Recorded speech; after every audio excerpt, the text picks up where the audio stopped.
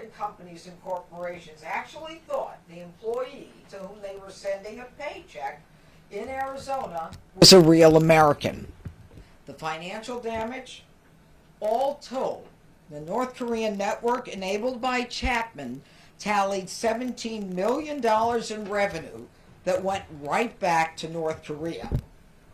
Now, I and my partners here that you'll hear from in a few minutes have a message to corporate America. This is a code red. Your tech sectors are being infiltrated by North Korea. And when big companies are lax and they're not doing their due diligence, they are putting America's security at risk. And it's time for the big corporations to step up for employee verification, which went through a change as a result of COVID, where there is this lax kind of overseeing of who employees are. It's time for businesses to verify their workers, monitor their conduct, create a zero trust structure, and they've got to do this before the security of our country is compromised. That means do a real interview. Get them on camera. Look and see if the person whose picture you have is the person that you're talking to. And it's cost neutral for the company or the corporation, which in the end can have its own data compromised, its own customer list compromised, and ultimately affect all of us. Now, the workers, there's no question, they were all working for the companies. They made upwards of $5,000 a week. And some even got congratulation certificates from the companies as they then sent their money back to North Korea to buy munitions to be used against us. Now, you all know, and you don't need to hear me tell you this, but North Korea has long been developing and testing for a nuclear weapon in violation of U.S. and UN sanctions. And as we've watched, North Korea has developed the ability to launch long-range missiles to strike even the United States. But they are no longer just a threat from afar. They are inside our house. And they are the enemy. And with this perpetrator fraud on American citizens, American companies and banks, unwitting Fortune 500 companies, hiring remote workers, the aim is to cripple our country. Now, I just want to mention one thing before I turn the podium over to some of my friends here. One of the companies that was actually willing to identify themselves, and I'm very proud of them, and I really want to give them a shout out, because as many of you know, most companies don't want to be named, okay?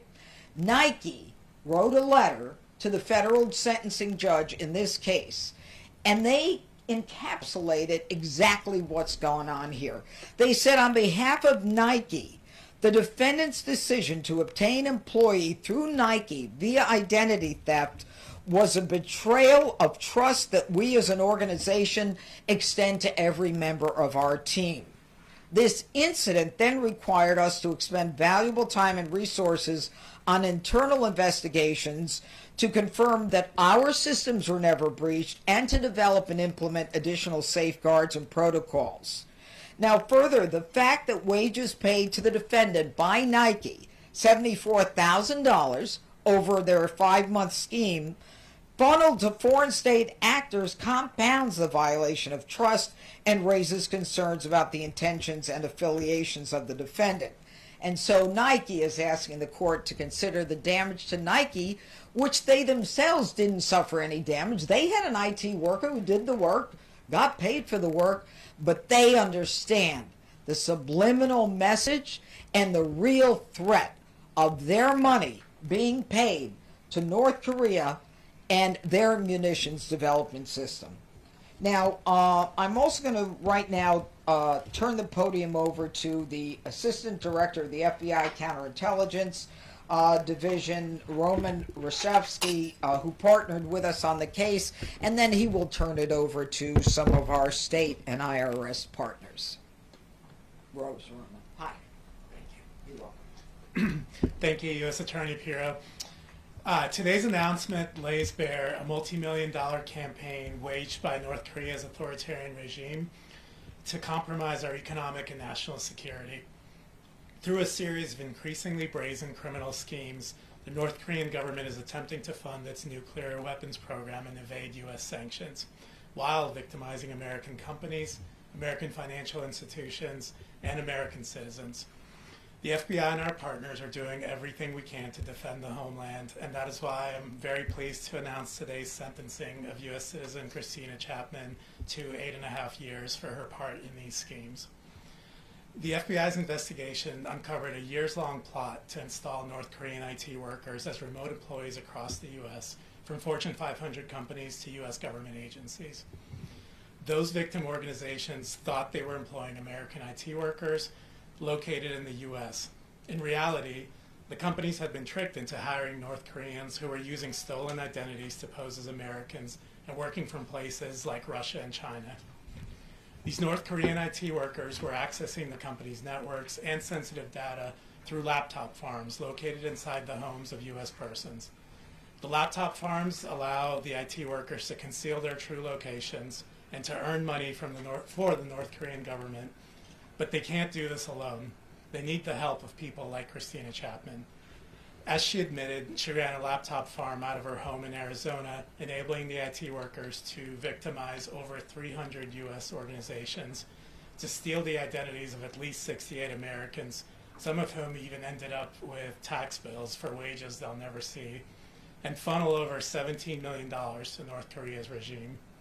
Chapman not only hosted the laptops, but also helped deceive American financial institutions into sending the IT workers' earnings to the North Korean government. And the money went straight to North Korea's nuclear weapons program, which is a direct threat to the U.S. homeland and our allies all around the world. The FBI and our partners won't stand for North Korea's attacks on our economic and national security, but U.S. companies also have an important role to play in keeping our nation safe. Christina Chapman's laptop farm alone generated $17 million and victimized hundreds of U.S. companies, and we believe this was just one of many laptop farms in our country. We believe there are thousands of other North Korean IT workers doing this as we speak today. We want our private sector partners to realize that the threat might already exist within your organizations. To root it out, we need you to apply greater scrutiny to your remote employees so you know exactly who you're hiring. We've released a public service announcement today detailing ways you can protect yourselves. Some of these are: contact businesses and schools directly to verify new hires' employment and educational history. If meeting virtually, do it on camera and conduct drug tests and fingerprinting in person to verify a remote employee's identity. Keep an eye out for changes in their physical address, particularly after you've hired them but before you've sent them the equipment. Take note of unusual network traffic, including remote connections to devices and the use of remote desktop software. Educate your hiring managers and HR teams about this growing threat. And please, if you suspect your business has been targeted, contact us immediately. Call your local FBI field office or report it to our Internet Crime Complaint Center at www.ic3.gov. Today's sentencing would not have been possible without the dedicated men and women of the FBI's Counterintelligence and Cyber Divisions and our Phoenix and Chicago field offices. I also want to thank our colleagues across the federal government, including the Department of State, Department of Homeland Security, and the Internal Revenue Service for their collaboration and partnership on this investigation and on combating the North Korean threat. The FBI and our partners are committed to using every tool at our disposal to deny North Korea its profits and cut into funding for their weapons program. And we're equally dedicated to keeping American companies and American citizens from being victimized by the North Korean regime. Together, we can hold North Korea accountable and keep our nation safe. Want to speak next?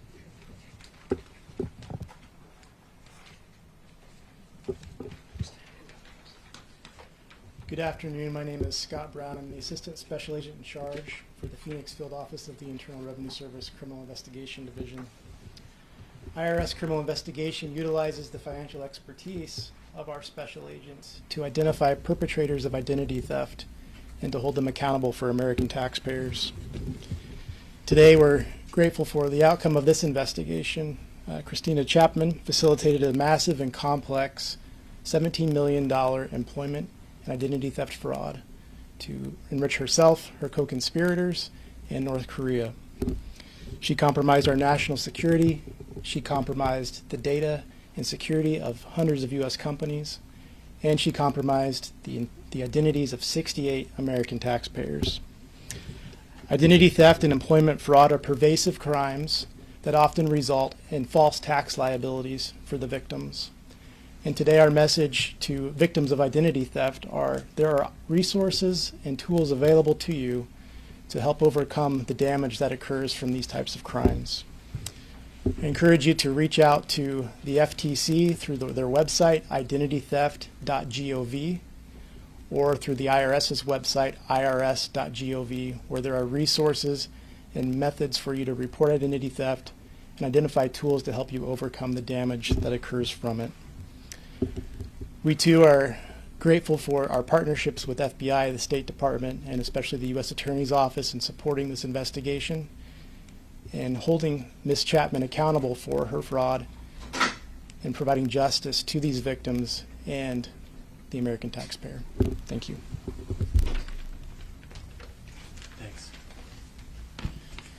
Thank you, U.S. Attorney Pirro and Assistant Director Rajowski. My name is Jonathan Fritz. I'm the Principal Deputy Assistant Secretary of State for East Asian and Pacific Affairs, and I'm just going to take a moment or two to just reemphasize some of the points that were made already by my colleagues about the stakes for U.S. national security and foreign policy in this particular case.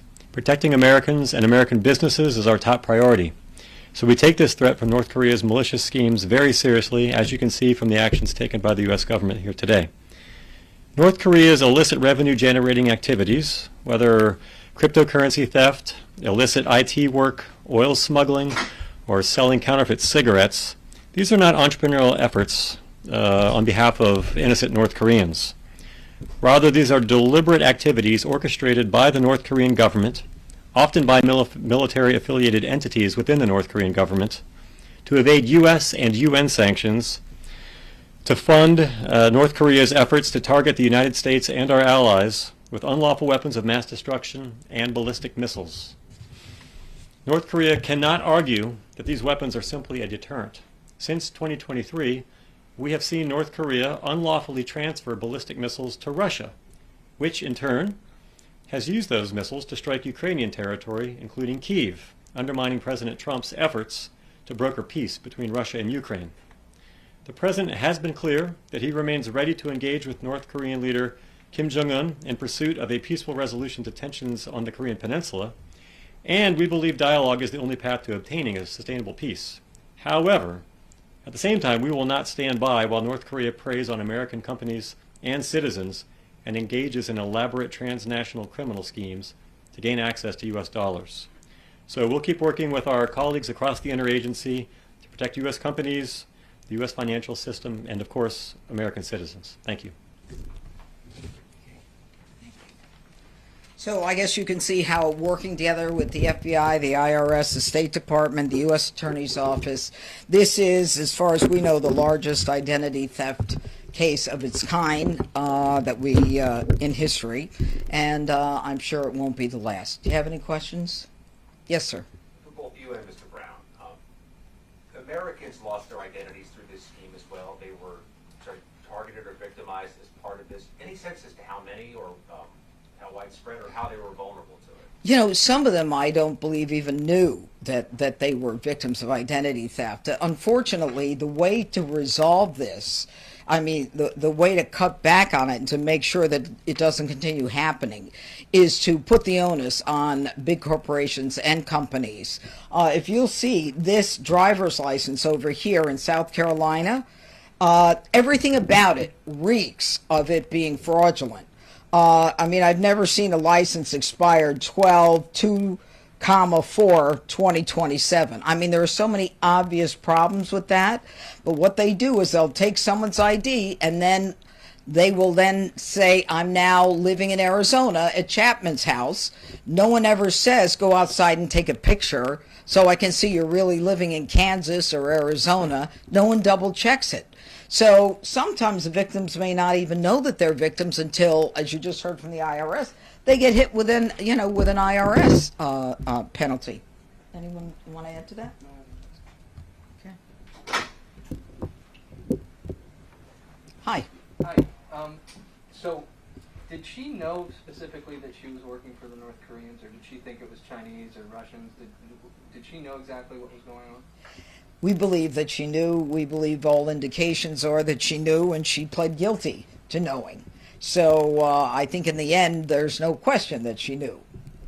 And that's why the judge sentenced her to 102 months, which someone figured out was 8.5 years. Which one was it? Of course, the IRS guy. Yeah. Anything else? Pardon the off-topic question. No. The director of national. Thank you. No. Do you want to do an off-topic? That there is going to be a review of what they characterize as the Russiagate issue. It'll probably come through this office, being the U.S. Attorney for the nation's capital. Been briefed on that, or expect anything to move on that? You know, one of the things I learned as a young prosecutor many years ago was that you don't confirm, you don't deny, you don't say anything, and pretty much you wait until you have the evidence. That's the way I was raised. Okay? It's good to see you. Please give the message to the companies and the corporations. This is easy stuff. They're getting hit on too, because as my assistant U.S. Attorney Karen Seifert made very clear to me, the North Koreans are excellent at monetizing information. And they can monetize information from the companies, their database, their employee base, all kinds of information, and then be subjected to shareholder lawsuits, et cetera, et cetera. Thank you for being here. Thank you for being interested, and thank you to my partners. Thanks, guys. Bye.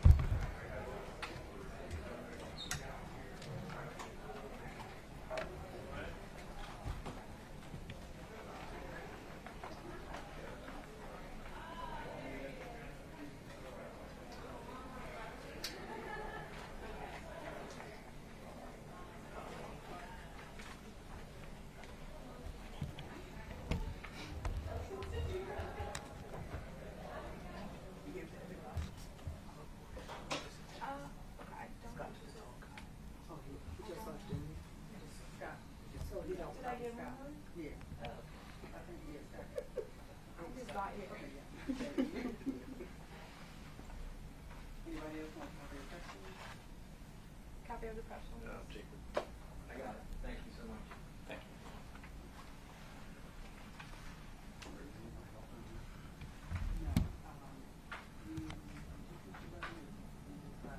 I'll post it. Yeah. Okay. Yes,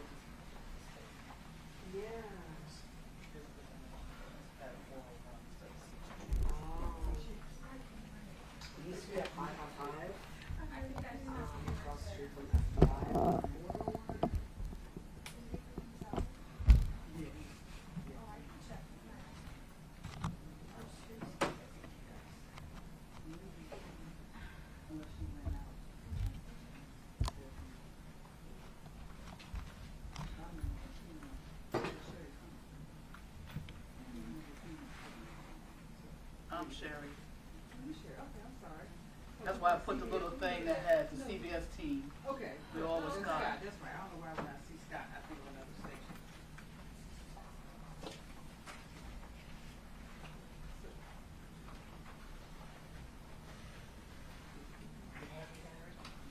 Bad question.